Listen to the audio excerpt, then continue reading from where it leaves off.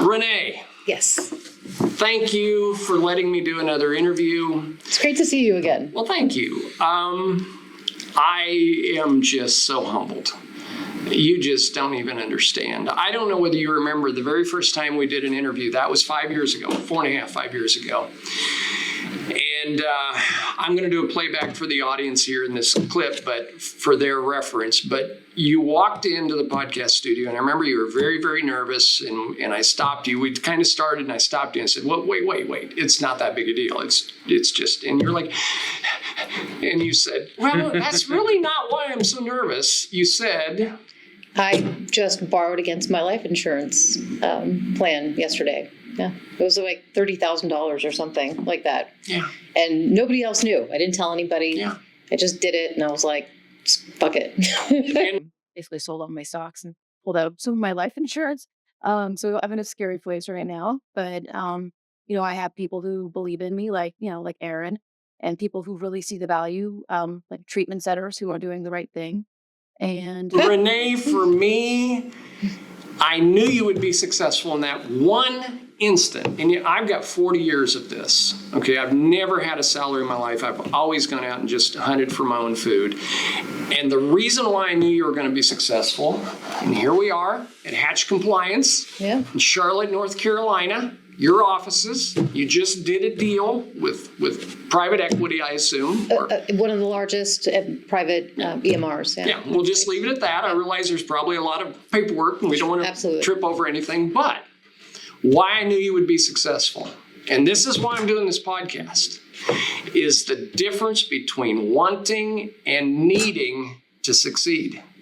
Right. You can lay in bed and you can talk about, I want to do this, and it's my dream, and I have this vision. But when you put it all on the line, you got no choice. There's no going back. Yeah. Yeah, and I think we talked about that. And you would ask me, like, what if you don't do this? Or, what if you, and I said, there's no option. No. Yeah, I heard a quote one time and it said, why do you always take the hard road? And it's like, why do you assume that I see another road? I just want that road. Yeah, this is the road. This is the road. Yeah. And not to throw people with college degrees under the bus. I don't have one. My daughter's going to college, so I'm sure not going to bash it because I write checks every month to send her to college. But one of the things that I've done this so long and gone out and I've done interviews for private equity, for family offices. They're like, hey, go check this company out, go check this person out. One of the things that is just a gigantic red flag for me is when I hear someone go, well, you know what, I'm going to do this for a while, and if it doesn't work out, I can always use my college degree and go back to work. Right. Yeah, you don't learn. I didn't learn shit. Like the things that I learned to get me where I am now, I didn't learn in college. No. That was just a document and something to do with 4 years of my life. No. Yeah, we tell our kids that. You cannot teach somebody to be successful. Right. You have to learn to be successful. Right. I'm sorry. You can read all the Cliff Notes. You can do all the Google searches you want. Yeah. But the only way you get to do this is by rolling up in a ball on a Sunday afternoon and crying your eyes out because something just went to crap. Right. Or someone just said something. Right. To you, and it triggered something in you, and you're like, oh my God, I am a piece of shit, and I'll never be able to do this. And this is what was I thinking?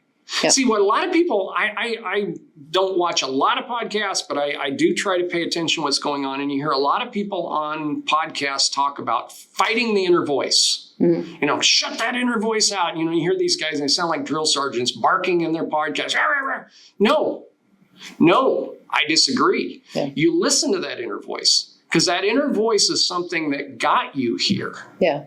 Okay, we all, whether we want to admit it or not, we all have childhood trauma. Yeah. Am I right, Mike? Yep. We're all... And it's not always childhood. It could be childhood through today. You could be reliving a trauma event over and over and over in your life and not even realize that you're just tripping over the same landmines over and over and over again. But here's the thing. The trauma that got you here may not be the trauma that gets you down the road further. Yeah. And this is something that now we want to talk about the next chapter of your life, because I'm sure the phone has started to ring now that you've put a W on the board. Yeah. And why people are calling you because you put a W on the board is because you're now part of a very, very, very small elite group of people. Yeah. And those are the people that can execute. Yeah. Problem solve. Problem solve. Yeah. Vision without execution is a hallucination. Right. Okay, it's just something that's in your head, and you've got to be able to execute. And the other thing that is really, really scary about execution is you have responsibilities. You have people, just because now you have corporate capital behind you or institutional capital behind you, that changes the dynamic of the business. But you were under more stress before because your capital before the loan was friends and family. My father-in-law, his father, who was a financial investor for years, and and made great decisions, and was able to gather 10 people to raise $100,000, which we recently not only did we pay all of our investors a nice return, but even the ones who had invested later, we made them whole. Yeah. And that felt really good for us. Do the right thing. Yeah. And why do right thing is because now those are the people that are going to want to come back with you the next time you do another one. Yeah. They're going to say, hey, keep us in mind. We also want to be able to call them on the phone on their birthday and not feel like jerks. Exactly. You know not what have I mean? a guilty conscience. Yeah. Absolutely. No, doing the right thing is very important in the perspective of setting the groundwork for the future. Yeah. Okay. Yeah. But no, I was so humbled by that, and to see the evolution process of where you are today from where you were 4.5, 5 years ago, Renee. I can't wait to do another one of these in 5 years. Yeah. Because we're friends. I mean, so it's like I want to live vicariously through you, and I don't know what else to say. I mean, can you offer me? Now, I don't want to interview anymore. Can you offer me some perspective on some of the lessons that both of you have learned about working with each other? Sure. As well as what you learned about yourself individually going through this. Give me a little enlightenment. First of all, tell me what it was like. I'll introduce him first. Okay. Yeah. So this is Mike Lipschutz. He's my husband. Yep. He joined the company right around the time that you and I had that interview. Okay. And he said to me, it so happened I had gone to Texas, and I was being chauffeured around by the head of the inspectors of Texas HHS, which governs the chemical dependency. And I would come home and he would say to me, how many deals did you close? And I said, what do you mean? I just showed them the software and they really like it. And they're going to call me. And he goes, oh boy. Yeah. True, yeah. Because I don't have that. I don't have that. Like I sell through passion and, intent. And you expect everybody to see it in you and go, well, let's do business with Renee. Right. I mean, if it was me doing, that, I would give it away. Because I'm like, we don't need money, right? I don't like talking about money, which if you can't talk about money, then you have to find somebody who's good at talking about money because it's so important. That's right. Even to this day, it's uncomfortable. So he said to me, Renee, you need help. I see you working 12 hours a day, and you seem like you have a good idea. And he believed in me. And so we sat there at the dining room table and I started teaching him about all, the entire behavioral healthcare industry with a fire hose in his mouth. And, it's funny because he's the marketing creative brain. And I would always look at him and say, well, he's not really working. He's on the phone all day long. I'm working, what I'm doing is work. Right? I get that. Where am I going with this? You were talking about your relationship with him. Oh, right. So I was very reticent to bring him along and I never would tell anybody. We'd go to conferences and I would say, don't tell anyone we're married. And he's like, everyone here is a therapist. They're going to think something's going on. They're not stupid.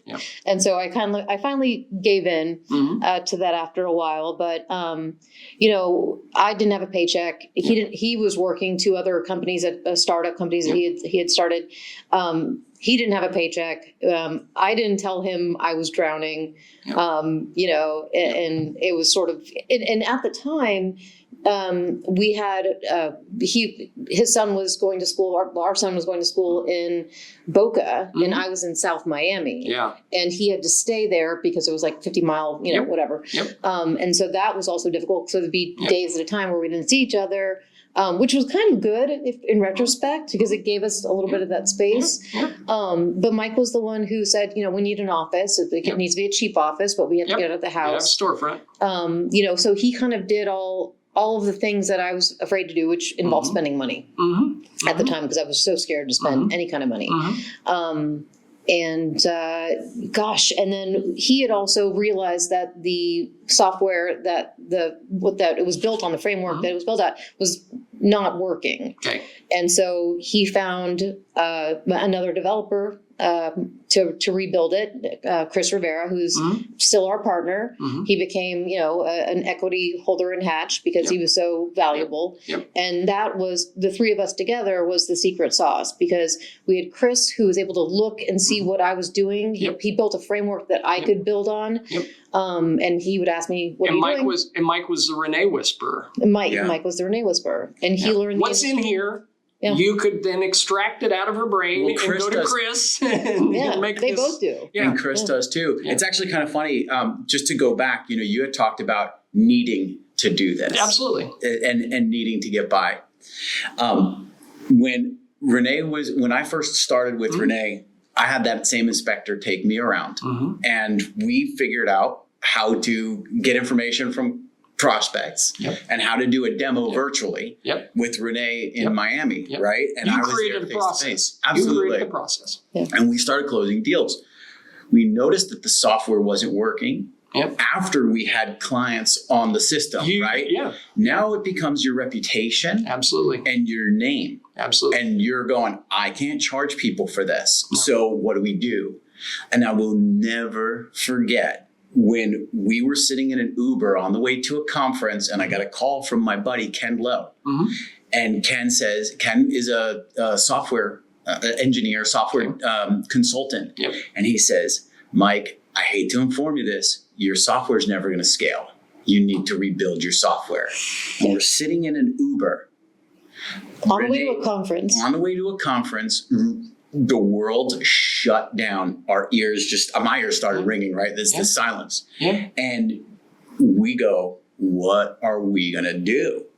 This is before we had investors. This was just everything in Renee's life. This was probably after that first interview and everything in our lives was in this. Yeah, I was like, what the fuck did I do? Yeah. What have I created? I'm selling a product to people that we can't do anything. We can't do anything with. Yeah, that was devastating. And that's like the point of, wait, this needs to happen. And I learned a really interesting expression at that point, which was, if you ask for money, you're going to get advice. Yes. And if you ask for advice, people are going to give you money. And I called my dad when I found out that the software wasn't working, and I said, Pops, I need you to help me find money for this. He goes, call my buddy Eddie. Eddie is brilliant. He's got some money. He can probably help, but call Eddie. And he knows people. Yeah, and I remember I called Eddie, and Eddie says, this sounds great. You need to learn how to run a business. Yeah. And so instead of giving me money, he sent me to a place called A Million Cups. Okay. I don't know if you've ever heard of A Million Cups. No. It's basically a Shark Tank kind of situation where they teach you how to do everything, and I think there's one in every city. It's there's free. A ton of them. It's you can practice your pitch. Did not know this. Yeah, really cool. Yeah, it's great and it's really good. I would highly recommend if anybody's looking to start a business to look for the A Million Cups chapter. But Eddie sent me to A Million Cups, which is where we really started finding the people that we needed to build this. And then eventually Eddie became part of the financing of it. But that's, it's just important to mention, you have to make this happen. And hence the extrovert going out into the world, figuring out. It's funny that you talk about that. I've started many startups in my life, and when you were talking about this and hitting these brick walls, in the back of my mind, it was triggering old PTSD moments. That was just the first of many. I can remember one time I had a flour milling company back in the late 1990s, and I was just-in-time delivery because I was on a very, very tight budget. And I remember I had a trucker who was supposed to be delivering a load of flour to my warehouse in Kansas City, called me up the morning, was supposed to arrive, and says, hey, man, my truck is broke down. I can't bring this load. Well, the problem is that flour was supposed to be delivered to bakers yet that day because they were calling me saying, hey, we're down to, X amount of bags. And I can remember going to a Quick Trip and buying a 40-ounce bottle of Budweiser and going and sitting on a pile of pallets in my warehouse and crying. Yeah. Yeah. There's a lot of this is what people don't understand about being an entrepreneur. Yeah. There's a lot of crying goes on. Yeah. Because it's your name on the front door. Yeah. Well, they say like everybody wants what you've achieved, but nobody wants to put in the work that you've done to get there. No. Yeah. No. This is another thing that I have a really bad problem with some of the influencers, and I'm not gonna use any names because I don't want to get in fights with any of them. But we've got a lot of influencers right now that are out there on the internet talking about the Lambo lifestyle. Oh God. These 5 steps and you'll be successful. Right. No. Doing clinical trials, driving Uber after the kids go to bed at night, getting a grocery store stocking job. Yeah. Airbnb-ing your house on the weekend to make That's sure another that thing you we can. did too. Yeah. I would basically poise it as a vacation to the children, Yep. and I would get a $200 hotel on the beach, Yep. and I would, Airbnb the house out for $800 a night To try to make a little delta. to pay the mortgage. Yes. Just to pay the mortgage. And so, like you said, everybody wants to, If you ever heard the story of the little red hen, No. the little red hen was a story that my mother used to tell me when I was a little kid. The little red hen, she finds some wheat in the farmyard and she says, who's going to help me make it into flour? And all the other animals in the farmyard just shrug their shoulders and act like they can't hear. And she makes it into flour. And then she says, who's going to help me make it into bread and cookies? And all the other farm animals just shrug their shoulders and act like they don't hear. And she gets done making the bread and cookies. And guess what? Everyone wants to eat it. Everybody's home. Right. Yeah. Okay? You're part of a very, they talk about the 1% wealthy. Mm-hmm. You're part of a 1% now.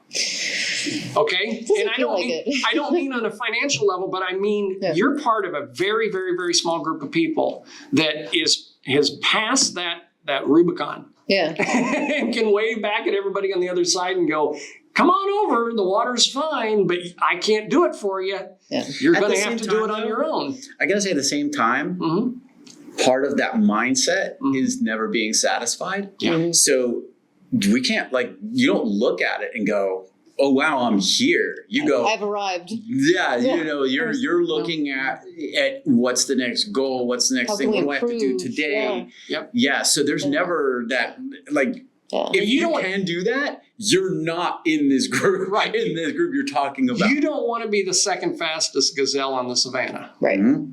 You always have to be the fastest on the savannah. Yeah. You're always got to be looking over your shoulder. Just because you've gotten here, you don't want to be a one-hit wonder. Right. You want to continue to do this. And plus, it's kind of fun. Yeah. It's kind of fun. This is a thing that also people don't realize about being an entrepreneur. It is a process. Yeah. I'm an old Peter Drucker guy. Mhm. Process, So- process. Once you figure it out, Yeah. it gets to be really kind of fun. Yeah. Because then you've got the investors. You can go, hey, I need $250,000. What's the plan? What's the plan? What's the idea? Yeah. Okay, I'm in. Why? Yeah. I'm in because you did it once before. Yeah. And so you don't have to go out and beg and plead and, oh my God, I need Yeah. $100. Well, he managed the whole acquisition Mm-hmm. of Oh, wow. yeah, with a friend of ours who happens to be an M&A and Mhm, he helped us out part time because we didn't have the money to hire No, him. But, so he got to experience all of that. Yeah. I've learned a lot. The MOU through the term sheet, through the executable documents. Through And the Yeah. data room, through oh, yeah. Yeah, I was sitting on a lot. It's hard to sit on attorney calls for hours when you have ADHD. Yeah. that is difficult. Well, for and I sure. think too, like there's no education that you could have gotten anywhere else that would No. be like that. Yeah. No. I've worked with 27-year-old MBAs, and my jaw has dropped because I'm thinking to myself, you have an MBA. You went to, Rockhurst in Kansas City, or you went to Georgetown. Yeah. Just because you've got the education doesn't mean you can do the Yeah. deal. Yeah. I mean, to do a deal, and I've done a lot of these, and I'm telling you what, man, the 11 o'clock hour, I don't think this deal's going to happen. One of the people who wasn't part of the MOU, wasn't part of the term sheet, now all of a sudden he's reading the final documents and they push it back and say, well, I don't like this. Oh, yeah. Yeah. You're like, wait a second. These two words. The Yeah. level of stress Yeah. during that Mind-blowing. point, I remember there were many times I would say to Renee, hey, we need to take a walk. And we would go to the greenway right over there and just, Renee, I just need you to hug me right now. Validation. Just like, validation. please, I don't know if I'm going to make it to tomorrow. Yep. Let's just do Yep. this. Man, Yeah. Yeah. Well, it's not like we had a bunch of $1 million ideas in our pocket. You know what I No. mean? Like this is the only one I have right now, obviously. Right now. But yeah. But they will start coming in. Yeah. Yeah. I'm good. Like I'm good now. Yeah. I'm happy. See, and it's a funny thing that you said I'm good. I went through this actually in my last exit. I had a very close health issue, really scary, and it happened to correspond with the exiting of me out of my company. So it was like kind of bittersweet. It was like, here I am, but I got all these things in the back of my mind. And it was a really, really funny thing happened to me because whenever kind of in the back of my mind, I said, well, you know what, maybe you're going to die. Maybe this is a cancer thing's going to get you. Right. And I was 48 years old. And I remember sitting there reflecting and thinking to myself, man, I want to be, at my daughter's wedding. These things are real. Oh yeah. But then there was this strange peace came over me. And it was the weirdest thing because I suddenly went, well, I have no control over that because it's inside of me. This is only doctors can make this happen. I can't make this happen. And more importantly, I looked at my life and I went, I'm good. I'm good. Yeah. I've done something. Yeah. I accomplished something. I put back more in this world than I've taken. Yeah. And Yeah. Yeah. And it's funny because it's an evolution. So, like you say, well, it's exciting because now there's the next thing. Like for me, I think I just needed to prove to myself that this could be done, that I could do this, that I could, and obviously I couldn't have done it alone either. And that kind of coupled with, a lot of the therapy that I've been doing over the last few years, eliminating a lot of toxic people from my life. Trying to really focus on, I heard something the other day and it said it's much more effective to eliminate negative talk than it is to try to institute positive talk. Yeah.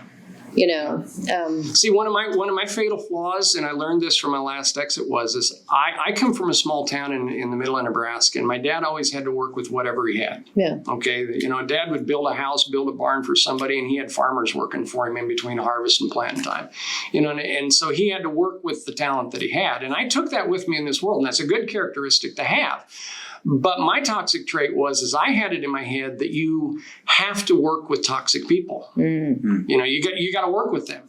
A good manager, a good leader works with no. A really good manager, a really good leader says, "Get the hell out of here." Yeah, that's he created the culture at Hatch, and that is so important. Yeah, because one person. Mm-hmm. And what's really crappy is when that one person is your best performer. So I'm gonna give a little piece of guidance on that, because I've got a friend, Michael Caston, on, and Michael gave me some guidance last year when we were struggling with a staff member who was a very high performer, and this was really helpful.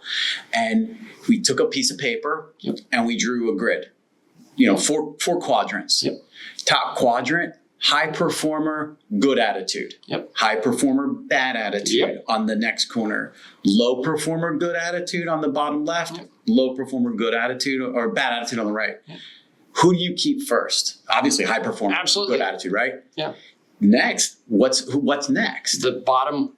Low performer, good attitude, right? And this made so much sense because it made it tangible. Yep. When you're struggling with a staff member, is what quadrant do they fall into, and how much energy do you put into that? Right. And I'm really grateful for that little piece of guidance he gave me on that. You just hit on something, and you're a sales guy. I'm a sales guy. This is a really, really interesting thing, whether you're managing people or whether you're doing sales.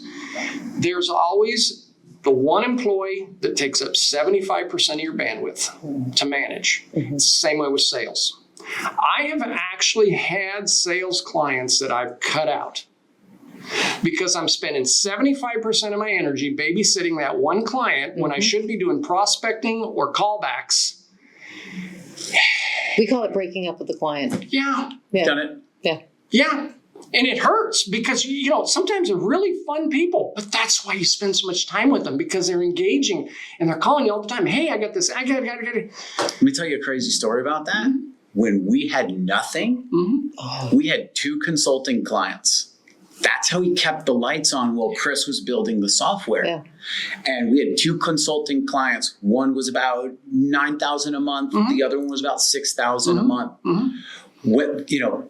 When you're, $6,000 a month is a very big portion of your income for our family.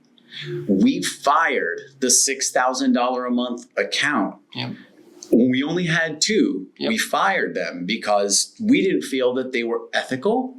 And there were some things that didn't red flags. There's some red flags. And we didn't feel that it was safe for us to be associated. And the point is like, that's a choice that you have to make. And sometimes it's a really difficult choice to make, but it ended up not hurting us that bad, but it was a risk. See, for me, that was me with my investors. Yeah. I had a couple people that were in my close orbit that were just toxic, dangerously toxic people. And even though I had gotten to the top of the hill, I looked at my life and says, man, can you imagine what you could accomplish if you got rid of all the crap you're dragging around? Yeah. And and that's hard because there are people from my past that I really, really miss. Yeah. But I'm not there anymore. Yeah.